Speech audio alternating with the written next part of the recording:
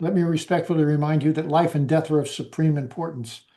Time swiftly passes by and opportunity is lost. Each of us should strive to awaken to the present moment. Take heed. This very night, your days are diminished by 1. Do not squander the few precious days you have left. Amen. Thank you, Bill. Off to dinner. Thank you, guys. Thank you, Bill. Next week, Miss Sherberg's not with us next Awesome. week. We've got Kevin Hanlon coming in. Remember, next week we've got Kevin Hanlon. We've got the producer, director of Kevin Hanlon coming in to do stuff with us next week.